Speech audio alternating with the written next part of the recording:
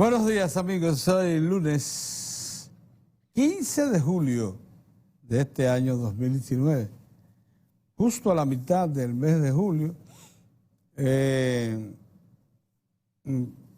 con intento de mejorar un poco el clima por las lloviznas que cayeron, aguaceros en algunos sitios, en todo el fin de semana, o sea, sábado y domingo, lo que pudiera humedecer tanto la tierra como para que estos rayos de sol que caen tan duros, tan directos, tan calientes, no tengan el efecto de reproducirse con la sequedad de la tierra. Bien, miren, ayer todos los que nos amamos el deporte tuvimos uno de los platos fuertes más simbólicos de los últimos años, que fue la confrontación de tenis del señor Djokovic y Federer.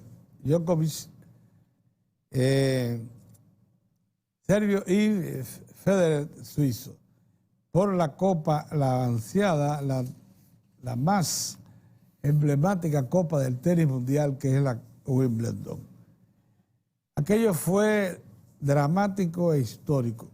Casi 5 horas, 4 horas 55 minutos, 5 horas, de una confrontación tenística de altísimo nivel, de dos hombres de un corazón enorme, de una preparación física fuera de serie, con una diferencia de 5 años. Federer tiene 37 años y el amigo Djokovic 32. Federer tuvo más oportunidades que el propio Djokovic para quedarse con la copa, pues perdió ventajas en algún momento de haberla cerrado la puerta a Djokovic, pues simplemente se quedaba con la copa. Pero Djokovic, quizás favorecido por su mayor juventud, sacaba de abajo y situaciones que le eran adversas las superaba. Ahora, lo que ha sido una lección para todos en la historia del tenis es la tremenda solidez del señor Federer, porque Federer ha demostrado que sin duda alguna es el mejor tenista del mundo y el de los últimos tiempos, sin duda alguna. Estamos viendo una estrella que pocas veces se podrá repetir en el tenis mundial, si es que se repite. Extraordinario, disciplinado, honorable. Un señor que todo lo que ha dejado a su paso es un comportamiento correcto en toda su historia. Pero además un atleta completo, sólido. Esa confrontación entre Federer y Djokovic, que es el número 1 del mundo, y con la victoria de ayer simplemente lo confirma. Acuérdense que Federer venía de vencer a Nadal, lo que parecía imposible para Federer, porque Nadal está en plena juventud, solidísimo, y lo había vencido, además Nadal había vencido a Federer en el Abierto de Francia. De manera que fue una victoria de mucha importancia dentro de la carrera de este extraordinario campeón mundial de tenis que es Federer, que en estos momentos no tiene el primer lugar, pero lo ha tenido muchísimos años y ha vencido a prácticamente todos los que le han confrontado. Ha caído. En el caso de Djokovic, la diferencia es mínima, 24 victorias contra 22, una cosa así, pero ha demostrado ser el atleta completo e histórico del tenis. Y eso, a todos los que nos gustan los deportes, ayer nos fue de gratísima satisfacción emplear esas 5 horas viendo a estos señores, porque eso nos desconectó de muchas cosas. Entre ellas, la acción, evidentemente calculada, del vocero del gobierno, el señor Rodríguez Marchena, quien colgó, se puede decir, que tenía un destinatario, la señora encargada de los planes sociales del gobierno, pero fue colgada de tal manera que hoy repercute. Dice el listín que Rodríguez Marchena le echa más leña al fuego a la crisis del PLD, pero lo cierto es que Rodríguez Marchena le cobra lo que ha sido una crítica en el danilismo duro que viene de muchos años. Pudiera haber algo de personal en todo esto, pero lo cierto es que esto no fue por casualidad y forma parte de la lucha de posiciones en la dirección del Partido de la Liberación Dominicana, habidas cuentas que aquí se están definiendo, ¿no?, los acontecimientos, y entonces cada cual quiere sacar el mayor provecho de esta confrontación o mostrar la fuerza, los músculos que tienen para echar el pulso y sacar, por tanto, algún provecho de la confrontación final. Lo cierto es que la acusación que le hace el señor Marchena a Leonel Fernández es dura, como les dije, dice, y además de esas que crean heridas para siempre, porque son muy fuertes. De todas formas, insisto, al acusar de sublevarse, de sublevación a Leonel, de operar el chantaje político contra Danilo, de rebelión,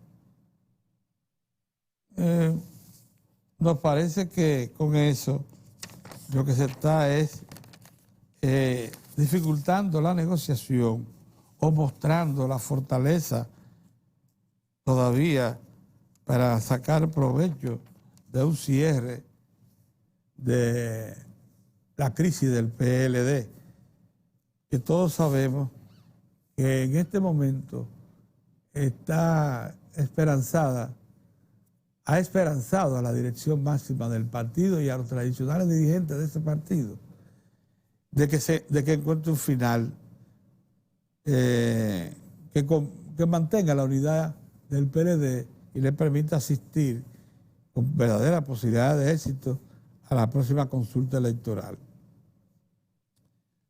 Esta semana es clave, es la última oportunidad que tiene realmente los que piensan en darle cabida al proyecto reeleccionista, pero se hace cada vez más difícil tal cosa por aquello de que parece que la intervención del señor Pompeo, el ministro de Relaciones Exteriores de los Estados Unidos, acabó por echar un balde de agua fría a este proyecto, porque cuando usted ve a dirigentes como el propio Hipólito Mejía decir en público inmediatamente después de Pompeo que él no apoya la reelección, que no está de acuerdo, cuando usted ve a Kiki Antún ponerse también a distancia de esta gente que ha intervenido sacando provecho siempre de los acontecimientos de los últimos años,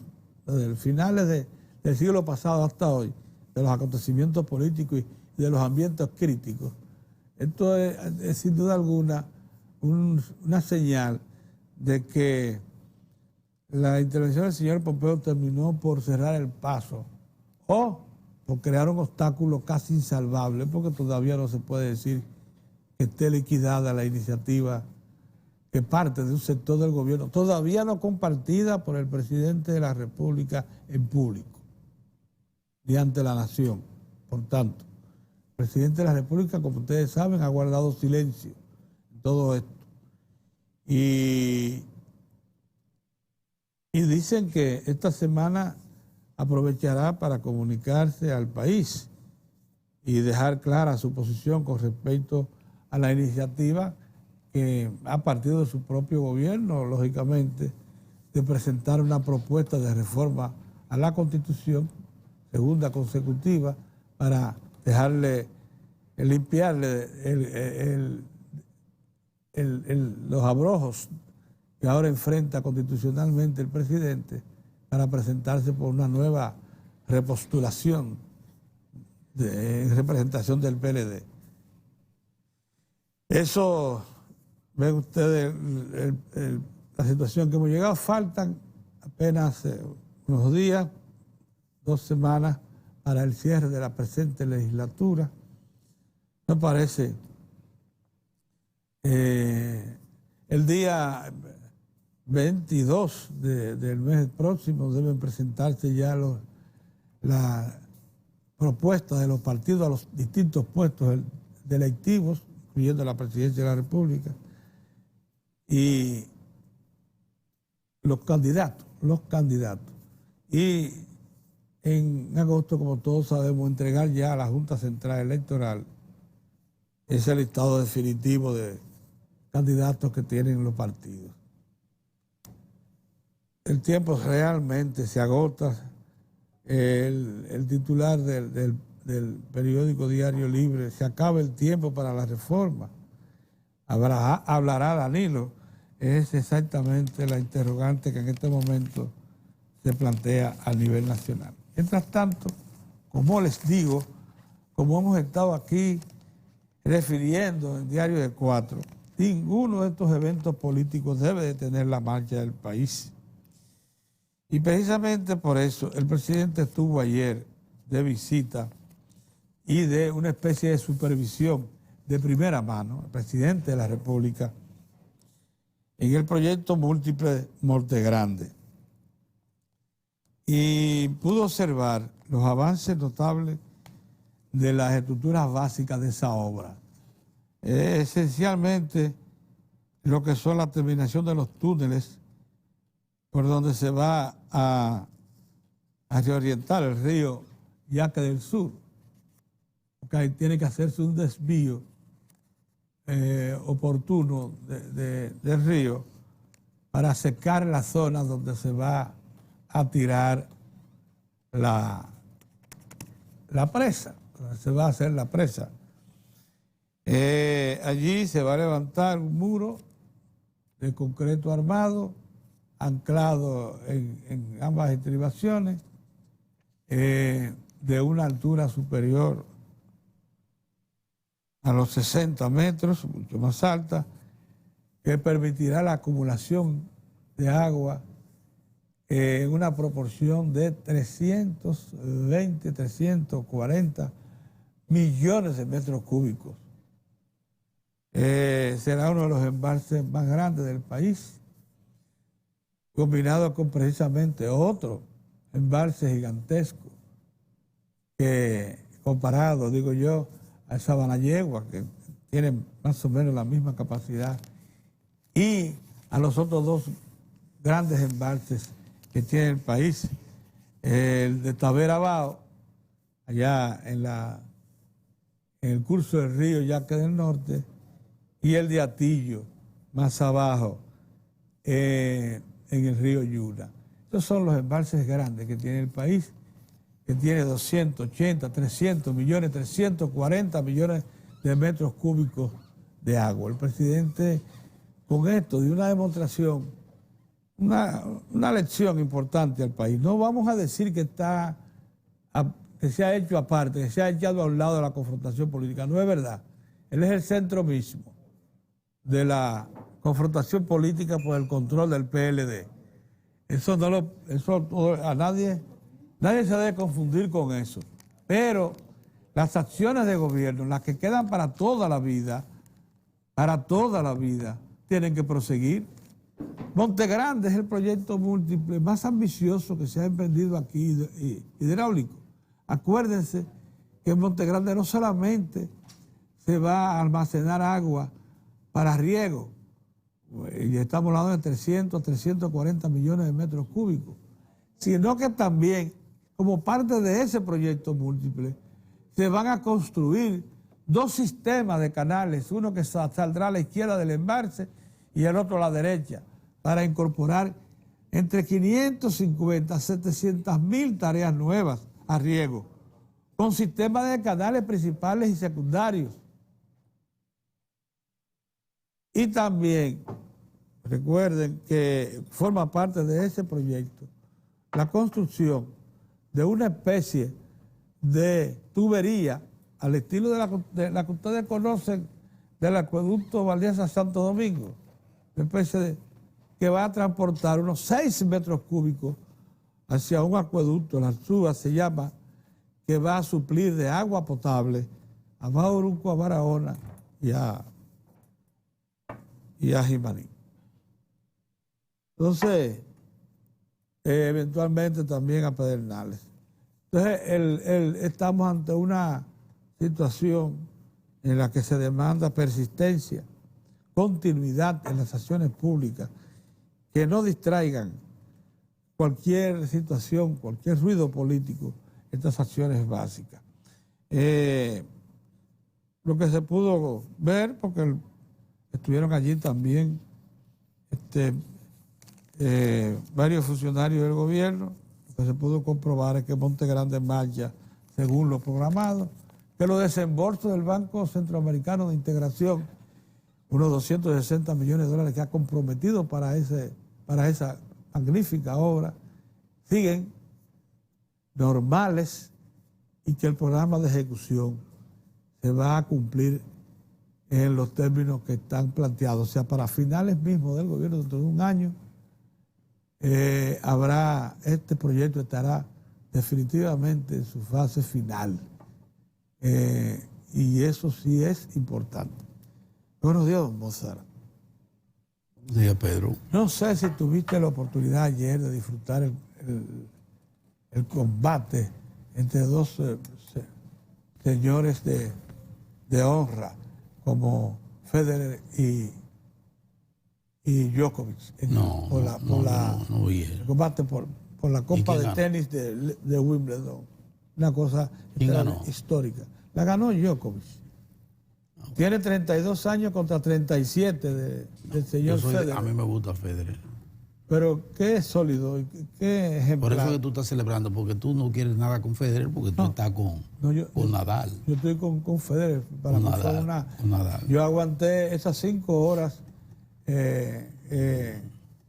creyendo que Federer se iba a imponer. Más de una vez tuvo la oportunidad Federer de ganarle a Djokovic. Pero ese muchacho, estos 5 años de diferencia. En la vida se gana y se pierde. Exacto.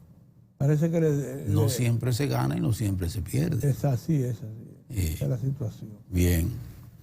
Buenos días, Pedro. Bueno, todo luce indicar que es inminente el sometimiento del proyecto de reforma para la reforma constitucional. Luce que la famosa llamada del señor Pompeo no tuvo los efectos que no tenía la intención que algunos le atribuyen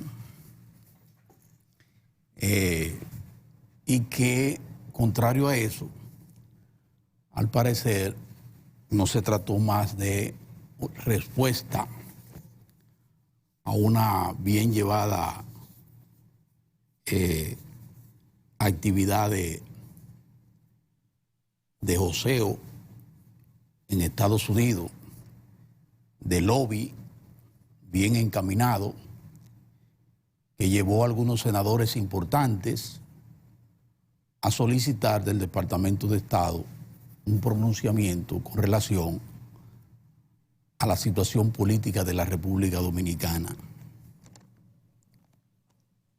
Un cabildeo que puede muy bien ser atribuido a dos sectores que lucen en pugna, o no que lucen, que están en pugna por el poder, un sector del Partido de la Liberación Dominicana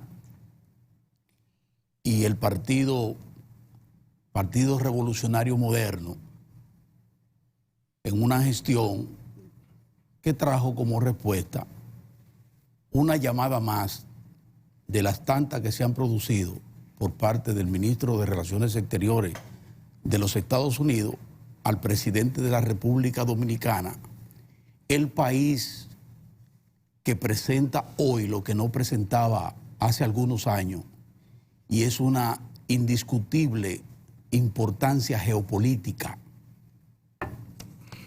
Indiscutible importancia geopolítica.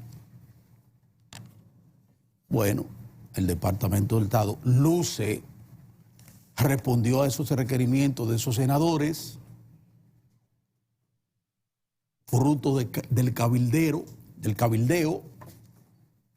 y hicieron esa llamada, y dieron a conocer, manifestaron su inquietud, porque a la injerencia ahora se le llama inquietud, en el sentido de cuidar las formas, en el sentido de que si se va a tomar cualquier decisión con vista al gran evento del 20, que no es otra cosa que las elecciones nacionales, se cuidaran las formas. Y por lo que estoy viendo a partir de ese día, y por la respuesta que le dio el presidente de la República al señor Pompeo, de que efectivamente cualquier decisión que él vaya a tomar en una u otra dirección va a ser cuidando en el marco del respeto a la Constitución. Al parecer hay sectores que han dicho, bueno, no bastó. No bastó. Por eso la manifestación del viernes, el llamado de el señor Luis Abinader ante el Congreso Nacional, a pesar de que su partido había dicho que iba a mantener prudente distancia de una discusión y de una polémica que llevan fundamentalmente, se lleva en el Partido de la Liberación Dominicana, con Leonel Fernández de un lado y los seguidores del presidente Danilo Medina del otro. Aún así, Abinader hizo su manifestación, convocó a sectores de la oposición alrededor de la consigna de decirle no a la reforma constitucional, que no es otra cosa que decir, impedir, a como dé lugar, que el presidente pueda tener la posibilidad de embarcarse en un proyecto reeleccionista, que si lograra conseguir pasar, nadie puede negar el hecho cierto de que sería la fuerza a la que hay que derrotar. Si el presidente Danilo Medina decidiera ir, y si el presidente Danilo Medina logra superar al interior del partido la resistencia mediante el mecanismo de voto interno y lograra en el Congreso Nacional que se pase la reforma, no hay ningún tipo de duda de que este señor sería el candidato a derrotar, el más difícil a derrotar, el presidente Danilo Medina. En consecuencia, ¿qué creen ustedes que tiene que hacer todo aquel que tenga aspiración de ir al poder? Procurar que esa gran amenaza, que sería una eventual candidatura de Danilo Medina, pueda pasar. Y el elemento más cierto para lograr eso es precisamente impedir que se le quite, valga la redundancia, el impedimento constitucional que tiene. Y para eso han hecho todos los esfuerzos legítimos para impedir que se pueda borrar de la Constitución ese impedimento que solo lastima a una persona, que es el presidente de la República, a uno de los dirigentes políticos del país que han sido presidentes. Porque ni lesiona a Leonel Fernández, que le permite volver por cuarta vez, ni lesiona a Hipólito Mejía, que le permitiría volver por segunda vez. A quien lesiona es al presidente Danilo Medina. Entonces todos los esfuerzos tienen que estar dirigidos a la persona que esté en capacidad, en la mayor capacidad, porque mantiene niveles importantes de popularidad, porque tiene una brillante gestión de gobierno y porque está bien posicionado y tiene el poder también en las manos. Esos son componentes que usted tiene que tomar en cuenta a la hora del análisis. Entonces, ¿por qué yo digo que parece que estamos ante un eventual, parece ante un eventual sometimiento del proyecto de reforma. Por lo que ha acontecido. Porque no se quedó en la alegría de interpretar, digo yo, en forma equivocada esa llamada telefónica de Pompeo. Porque si fuera así, entonces ya, esa es la cosa. Fue sometido el gobierno, fue sometido, Danilo Medina fue sometido y no va a pasar y punto, porque ya habló el jefe. Ah, no, pero parece que le han dicho no, eso no es así. Porque como dice muy bien un analista político como el señor Pou, no hay razones materiales objetivas para que la administración del presidente Donald Trump quiera, manifieste en forma expresa y decidida impedir que el presidente de la República pueda sortear ese problema que tiene la Constitución, ese obstáculo constitucional y pueda presentarse. ¿Cuáles son los? ¿En qué ha dañado? ¿En qué ha dañado la administración del presidente Danilo Medina las relaciones con Washington? Porque si es por el asunto de China, bueno, eso no es un asunto tan solo de Danilo Medina. Es que las administraciones del Partido de la Liberación Dominicana desde siempre han apostado a la libre determinación. Cuando se decidió bajo la administración del presidente Leonel Fernández formalizar y estrechar las relaciones con Cuba, cuando se decidió en la administración del doctor Leonel Fernández estrechar las relaciones y ser un ente importante para el chavismo, algo que nosotros entendimos que era muy bien, que estaba muy bien, autodeterminación. Dos actores, dos naciones, dos regímenes totalmente opuestos a los Estados Unidos. ¿Y qué aconteció? El PLD ha seguido en el poder porque las circunstancias son otras. La República Dominicana de hoy no es la República Dominicana del 65, ni siquiera la República Dominicana del 78 con Jimmy Carter, que tuvo que intervenir para impedir un desastre en la República Dominicana cuando había resistencia a entregar el poder por parte del Balaguerato en ese entonces. Pero es tanto así que ni siquiera ese Washington de hoy, ese Pentágono, esos halcones han podido dar al traste o han podido sacar del medio a un gobierno desastroso como el del presidente de Venezuela,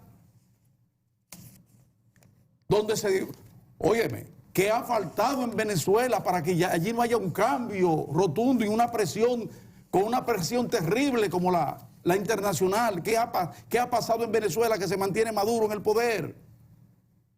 El cambio de la geopolítica, es que ya no es lo mismo y tienen que acabar de entender eso.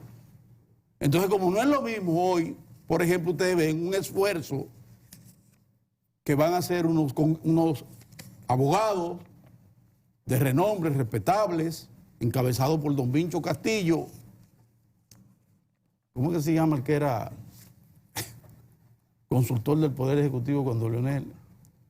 Abel Rodríguez de Golbes, o sea, gente de primerísimo nivel. El ex vicepresidente de la Suprema Corte de Justicia. Varios, todo eso sí. Todo de la acera, de la amistad, de la relación con el presidente Leonel Fernández. ¿Van hoy a qué, ustedes creen? A marcharle al mismo objetivo. ¿Cuál es? Impedir a como dé lugar, en este caso, con planteamientos jurídicos, supongo yo, a impedir que el presidente pueda lograr, el presidente o los suyos, porque él no ha hablado, bueno, pero que se pueda dar la posibilidad de que pueda encontrar el sí en el Congreso Nacional, que es el único estamento que puede impedirle al presidente de la República darle el sí o el no, es precisamente el Congreso Nacional. Después más nada. Ni la calle, ni el río, ni nada. Es el Congreso Nacional. Entonces hoy se va a hacer un gran esfuerzo en la misma dirección. ¿Por qué? Porque no fue suficiente con lo de Pompeo. Como nosotros adelantamos el viernes aquí, dijimos, tengan cuidado con eso, sepan leer, cuidado, cuáles son esas circunstancias objetivas que puedan dar a que el Departamento de Estado diga no a Danilo Medina. ¿Pero y de dónde saque eso? De donde hay unas relaciones muy fluidas entre la administración del presidente Donald Trump y del presidente Danilo Medina, muy fluidas a todos los niveles, Así que yo creo que todos estos apretos posterior a la llamada de Pompeo no es otra cosa que un llamado de atención y de alerta de quienes se oponen legítimamente a cualquier variación de la Constitución, cambio en la Constitución que pueda permitirle al presidente Danilo Medina pasar y competir primero al interior de su partido para ser candidato y luego fuera para competir por la presidencia en el 2020. No hay condiciones objetivas en esa dirección, porque ni siquiera las benditas encuestas que dicen que hay un rechazo a la... Pero entonces cuando el presidente se desplaza, cuando va a los lugares, usted dice dónde está ese 70%. Una persona que tenga un 70% de rechazo a la reelección, como dice, no pudiera salir a ninguna parte, que no encontrara a su paso el rechazo de la población. Y eso no existe. Todo lo contrario. Cuando el hombre se desmonta en una comunidad o pasa por una comunidad, yo sé que esto duele, pero hay que decirlo. El presidente recibe el calor de la gente. ¿Por qué? Porque está recibiendo respuesta a la realidad nacional. ¿Cuál es la realidad nacional? Yo quiero que me digan ustedes si no es cierto que mantenemos niveles de crecimiento de la economía a pesar de todo esta barahunda y estabilidad en los precios. Yo quiero que ustedes me digan qué falta por abastecer en el país. Este país está abastecido de todo, aquí hay de todo. Y en abundancia, con competencia de los supermercados, matándose por los clientes. Y los supermercados abarrotados, los anaqueles, de todo, de producción local y extranjera. Yo quiero que ustedes me digan, si no vale de nada, que se haya logrado un aumento en el salario mínimo en el sector público y que ahora se haya logrado en el sector privado y que eso vaya a impactar a más de 3 millones de trabajadores en el país. Esas sí son condiciones objetivas para usted avanzar en una dirección o en otra. Esos sí son elementos que se deben valorar a la hora de usted analizar el contexto nacional. No estoy diciendo con esto que tengo información de que se va a producir una reforma. Eso no lo sé yo, pero tampoco lo sabe nadie. Eso nada más lo sabe el presidente Danilo Medina. Ahora, yo veo un hombre que ha continuado su curso, veo un hombre entusiasta, lo veo, acabo de ver ahí esa visita sorpresa y su visita a su gran obra, una de sus grandes obras, allá en la presa de Montegrande. Veo a la gente solicitando y él disponiendo y asegurando que irán más soluciones en el marco de la visita de sorpresa. Pero un hombre que haya dicho que no ya y que haya reculado, o su gente haya reculado, no va a tener ese comportamiento. Dejémonos de cosas. La política tiene, ahí como decía, lo que se ve y lo que no se ve. Lo que se ve y lo que no se ve. Por eso yo digo, vamos a dejar fluir, porque estas manifestaciones, la de hoy a las 11 del día, a las 11 o a las 12, esa convocatoria es un pujo más, un esfuerzo más para procurar mantener inhabilitado al presidente Danilo Medina. Esa es la realidad. Monda y Lironda, vamos a ver, todo eso eso lo va a determinar quién tiene la sartén por el mango, que es el presidente Danilo Medina. Ahora, si él dice, si él entiende que no debe ir, dice no, yo desde aquí digo, razones políticas yo no veo para decir no. Políticas, razones de orden política, yo no la veo. Yo no, a mí no me pueden venir con... No. No es deseo, porque una cosa es deseo. Una cosa es deseo. Porque si de eso fuera, el deseo fuera que hubiese estado en el país la posibilidad de tener varias alternativas, diferente al presidente Danilo Medina, diferente a Leonel Fernández, diferente a Hipólito Mejía y diferente a Abinader. Eso sería lo ideal.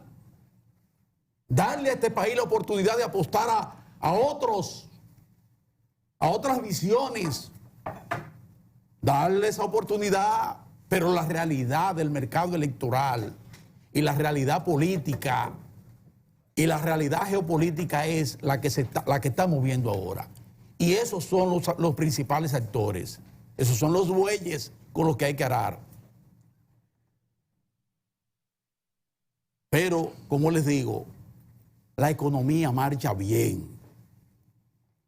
Los proyectos van encaminados. Hay una magnífica noticia. El 87% de los estudiantes que fueron a las pruebas nacionales aprobaron. Hacía mucho tiempo que no escuchábamos eso. Acuérdense cuáles eran los resultados de las pruebas nacionales.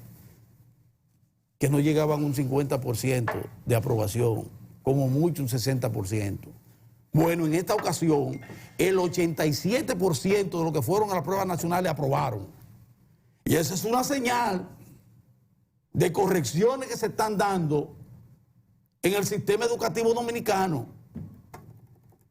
Es una señal importante en esa dirección, como lo es los 600 millones que se adicionan para los jubilados, los pensionados de profesores. Esas son señales importantes. Cómo se avanza en la infraestructura escolar del país, esas son señales importantes.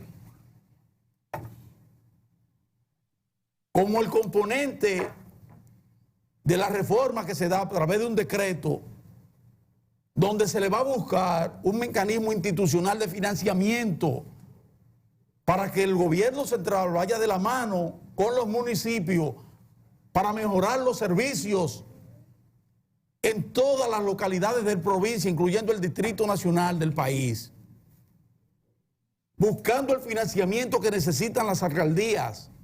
Eso sí es relevante. Que el Banco de Reserva vuelva hoy a colocarse como el principal banco. Premiado. Lo ratifican. Ratificado. El Banco del Estado Dominicano. Ratificado. Y que siga su agitado curso. Que tengamos nueva moneda. Vamos a tener nueva moneda. Vamos a tener nueva 2000, lo de la de 2000, la de los 200. Y la de 25 pesos, la moneda. Esa viene después. Pero estas dos se vieron adelante. Vienen cambios. En ese sentido, el país sigue su curso. Y acuérdense siempre, no solo escuchen el cantaleteo de las ametralladoras mediáticas y de los seguidores de uno y otro bando. Miren, chequeen el área con los empresarios,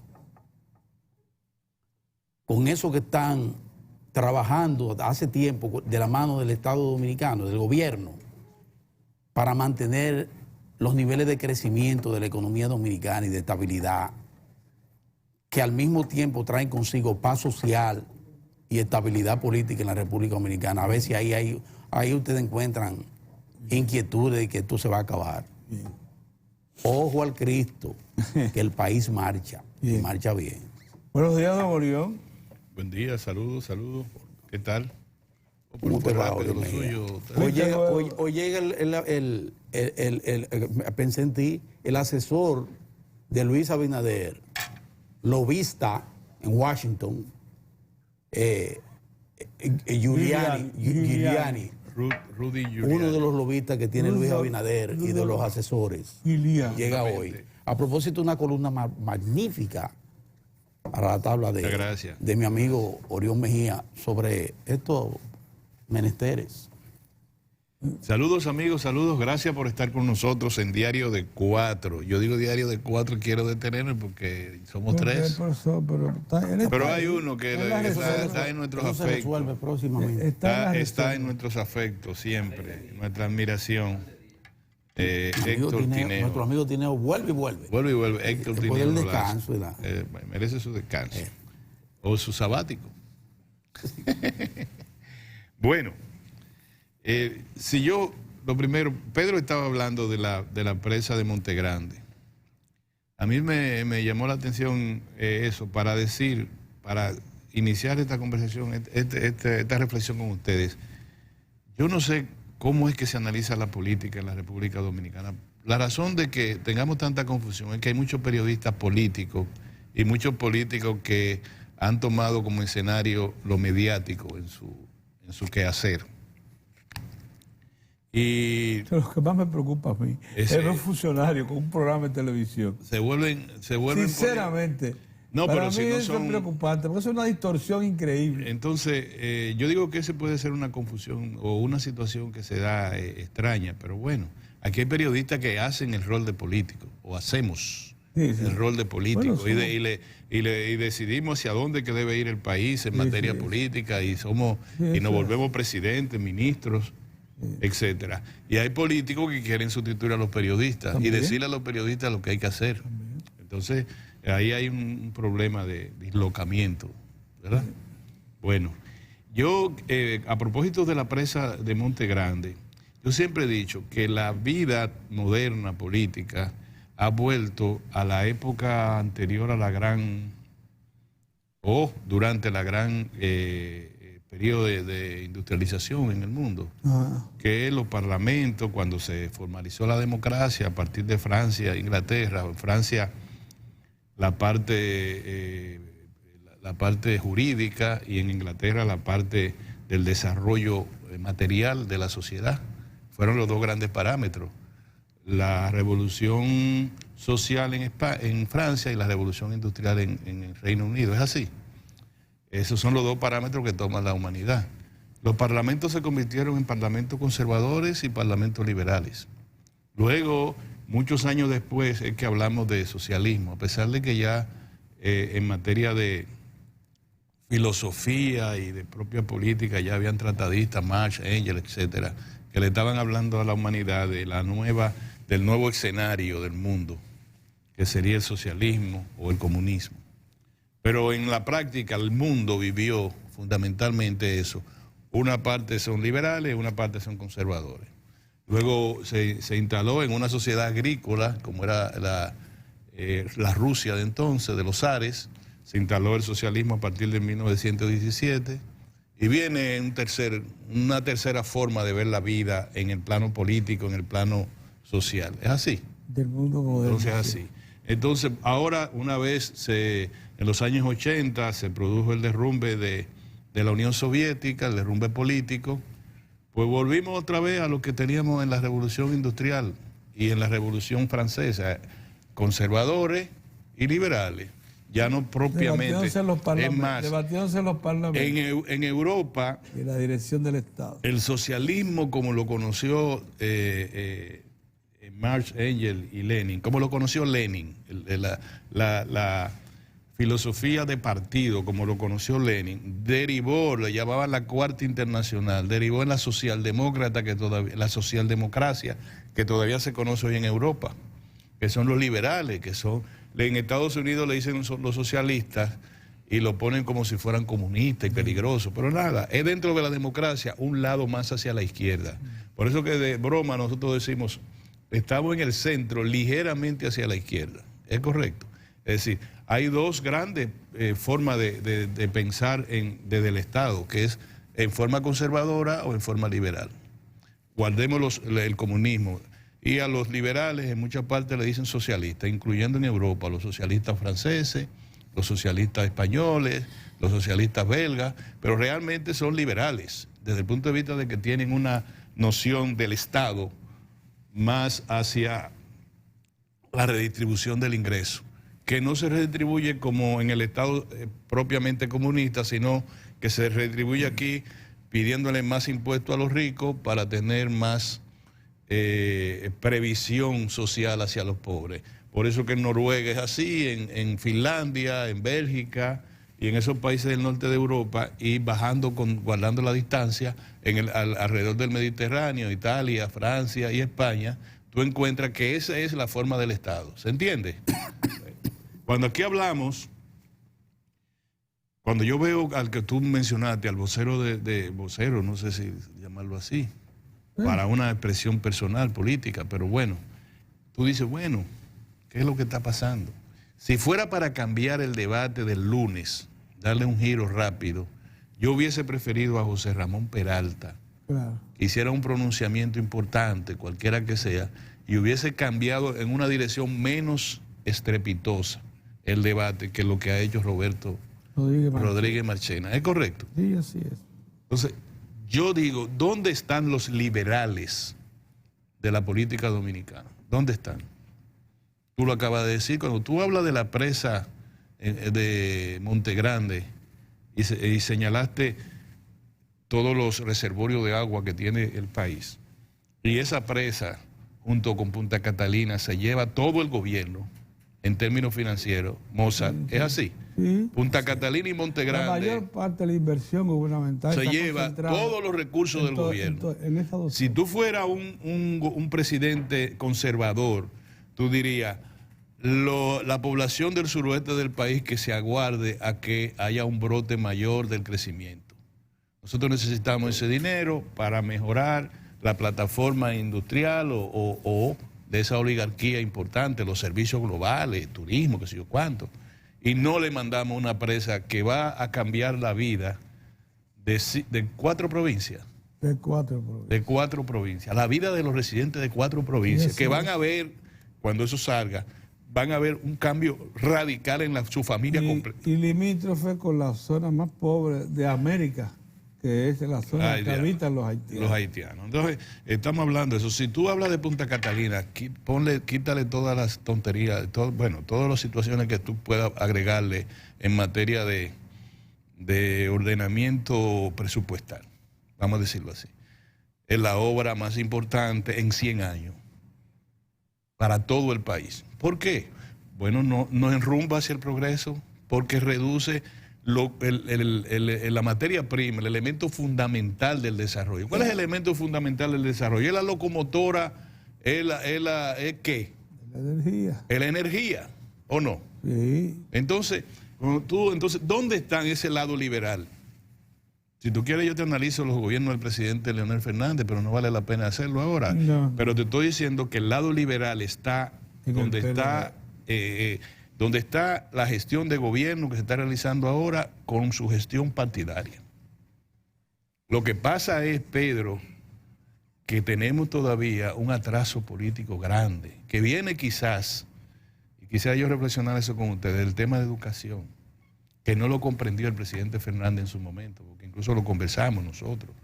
No, mira lo que está pasando en Estados Unidos, que con la gran inversión aún las escuelas públicas tienen tales...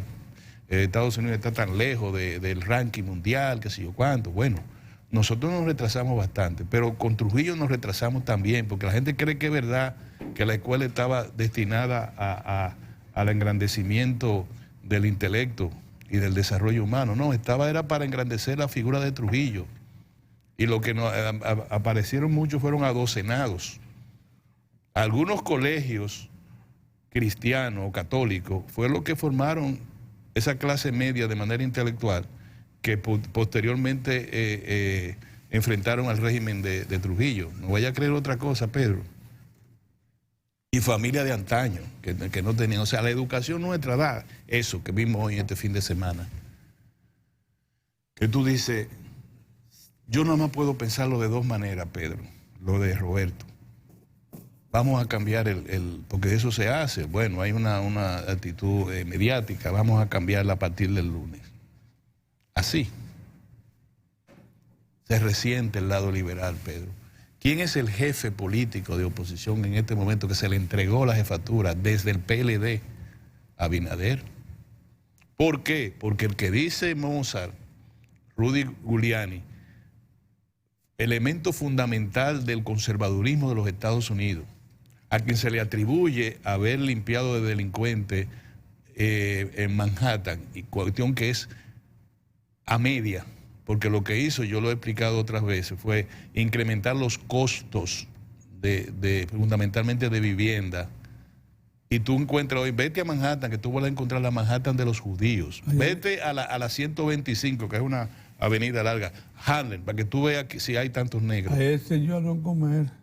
Entonces, para sacar a esa gente de ahí, mandarlo hacia la periferia, hacia lejos, de ahí, ahí nada más se quedaron los que tienen derecho a la sección 8, que es que tú permaneces mucho tiempo en una vivienda alquilada y tú tienes el derecho a tener dinero del Estado para poder adquirirla si la venden. Por una razón y por tu situación económica, varias cosas. Entonces, ese señor es el que le dijo al hoy líder de la oposición, nombrado por el PLD, ese señor, en la primera vez, sus asesores le dijeron, vamos, tú tienes que tomar la rienda de eso, porque tú tienes que ser el Guaidó de Santo Domingo. Y digo, entonces él anunció, vamos para la feria, que sé yo cuánto, para el Centro de los Héroes, porque tenemos que irnos a las calles, que sé yo cuánto, pero todavía no le dieron seguridades. Y no fue la primera vez, a pesar de que lo anunció. ¿Por qué? Porque no había tenido seguridad de su asesor, que viene hoy, de que ya Pompeo había atendido a los múltiples reclamos desde República Dominicana, tanto de sectores liberales como de sectores conservadores, especialmente sectores conservadores a través de ese, Rudy Giuliani. Ahí estaba el senador, ¿cómo se llama? El senador de la Florida, Ron Meléndez, ahí estaba el representante demócrata de importantes funciones en el Comité de Relaciones Exteriores. Estaban unos cuantos. El puertorriqueño y una serie de gente. Pero quien estaba haciendo la mayor diligencia con el sector oficial, la bancada oficial del Senado y de la Cámara de Representantes es Rudy Giuliani. Sí. Ese era el que estaba haciendo. Cuando le dijo, ya Pompeo va a hablar, mañana está llamando al presidente, ya prometió que va a llamar mañana al presidente. Inmediatamente convocó una rueda de prensa. A mi querido pueblo dominicano. Así, Pedro, aprende a leer un texto para tú entender cuando se quiere apreciar el sentido de oportunidad. A mi querido pueblo dominicano, yo soy Juan Guaidó. Digo yo, agrego yo. Sí. Es decir, yo asumo la conducción de las masas en un momento en que el otro traje, el de Maduro, se lo vamos a colocar al presidente Danilo Medina. Sí. Y así salió Juan Guaidó. Sí. Y la prensa convencional dijo miles y llamó y dijo que asumió el poder y que allá fueron lo mismo que a Guaidó. Con la única detalle que es bueno precisar ahora, de que si alguien se puede poner el traje de Guaidó, Juan Guaidó, el nombrado por decreto por el mundo civilizado, presidente de Venezuela, alguien hay que ponerle el traje de Maduro. Y el traje de Maduro no le sirve a Danilo Medina. Pero para nada. Pero ¿dónde hay presos? ¿Dónde hay perseguidos? ¿Dónde hay empresarios que lo han hecho salir con sus capitales huyendo de Venezuela para instalarse en el Ceibo, en Atomayor, en Miche?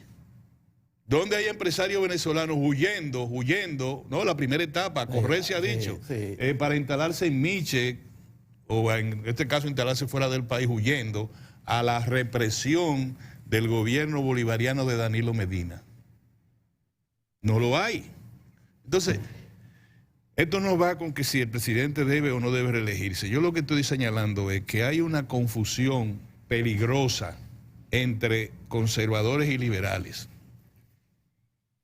y que es innecesario agregarle esos ingredientes que le acaba de agregar Roberto Rodríguez Marchena. Es innecesario. Como es innecesario que se desdibuje la figura del presidente Danilo Medina. Usted puede decirle, presidente, no estamos de acuerdo con su reelección, magnífico y extraordinario, pero desde el comienzo de este escarceo, este programa, en la persona de nosotros tres, en las personas de nosotros tres, dijimos, no nos gusta la palabra dictadura, no nos gusta el señalar que la Constitución es patria o muerte, porque no se va a lesionar la Constitución del 2010. Segundo, no nos gusta que dejen que el presidente, acorralar al presidente Danilo Medina al punto de expulsarlo del gobierno y del liderato político, porque eso no es conveniente para el sector liberal. Pedro, una gente, tú no le puedes decir a una gente, usted se va. ¿Quién fue el que habló del liderazgo? Fuiste tú.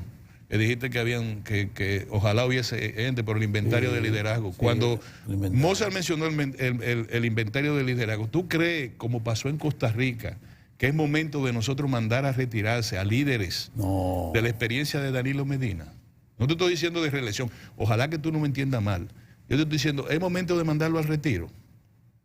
Si tú crees que sí, yo te voy a poner a Argentina. Este país tiene una escasez de recursos. Oye, en Argentina, en Costa Rica, los viejos líderes, desde Figueres para adelante, Figueres su hijo, el otro Calderón su hijo, el otro su hijo, terminaron y crearon la no reelección y el nunca más. Se quedó que no había nadie quien tomara la rienda. En Costa Rica, la cuna de la democracia en América Latina. Terminó que hoy Costa Rica tiene un déficit fiscal de lo más pronunciado en proporción al Producto Interno Bruto de América Latina. Y está al merced del Fondo Monetario Internacional. Hace como 15 o 20 años. Y tiene situaciones migratorias. Tiene situaciones migratorias con los nicaragüenses que están llegando por Pipá.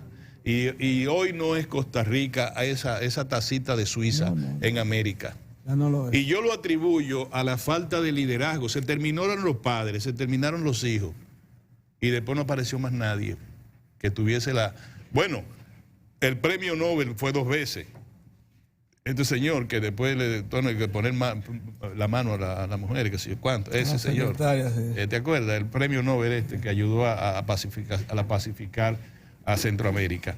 Bueno, ahora lo que yo le señalo, y ya yo no le veo, nosotros aquí no tenemos mucha esperanza de ninguna solución en el PLD. Yo lo que quisiera a ver si se puede salvar lo que significa el sector liberal y el sector conservador. Los juicios de valores que puedan llegar a ser afrentosos, ser difamatorios o ser degradantes, salen sobrando. Salen sobrando. Si yo tuviera que estar al lado del presidente Danilo Medina en la medida en que están otros distinguidos ciudadanos, yo lo que haría es lo que estoy diciendo ahora. La figura del presidente Danilo Medina debe preservarse, su liderazgo debe preservarse, como el liderazgo del PLD en sentido general. Quítale a Leonel Fernández al PLD y le va a faltar un pie o una pata. Quítale a Danilo Medina y le va a faltar un brazo, le va a faltar el cuello, otra pata o lo que tú quieras. El cuerpo del PLD no va a ser discapacitado, minusválido, si falta ese liderazgo importante del país. Sí. Los pequeños burgueses, todos nosotros, debemos guardarnos nuestras emociones personales. Sí. Aprendamos de quienes ya tienen siglos en la política, los ingleses, los franceses, los noruegos, los belgas y hasta los españoles que nos colonizaron a nosotros. Y dejémonos de estar pensando del día a día y dejemos de que nuestros problemas personales convertirlos en problemas nacionales. Si tú, Pedro, tienes una situación de orden personal difícil, no la tiene el país, la tienes tú. Y tú tienes que buscar soluciones muy limitadas a tu persona, como lo podemos hacer yo y lo tiene que hacer Mozart. La gente en el PLD que creen que estar por un lado o por otro y volver a ser ministro, volver a hacer tal cosa o seguir siendo ministro, ese no es la agenda del país. La agenda del país es que nosotros tenemos que seguir por un rumbo, a mí me parece, progresista, liberal, de redistribución del ingreso. No importa si es con Danilo Medina o sin Danilo Medina. el concepto de la vida política dominicana y de la dirección del Estado tiene que estar en eso que te estoy señalando, Pedro. Y por último, yo quiero señalar, este programa no va a participar en los escarceos que se están haciendo de manera abrupta y como por ejemplo pretender cambiar la agenda del lunes con un tipo de intervención de esa naturaleza. Nosotros vamos a participar en defender una gestión de gobierno que esté señalada en los parámetros que previamente nosotros hemos estado, por lo que nosotros luchamos cuando éramos jóvenes, nosotros tres. Pedro todavía más atrás, en la época de la revolución. Es decir, nosotros queremos que se redistribuya el ingreso. Nosotros queremos que se atienda a los sectores más desposeídos de la nación. Los profesionales no la buscamos solos, no tienen que ayudarnos. No la buscamos, simplemente tienen que darnos las oportunidades para avanzar. A quien hay que ayudar y hay que estar directamente con los sectores más empobrecidos de este país. Hay que sacar a tanta gente de la pobreza extrema, de la pobreza moderada. Hay que irse a la equidad social.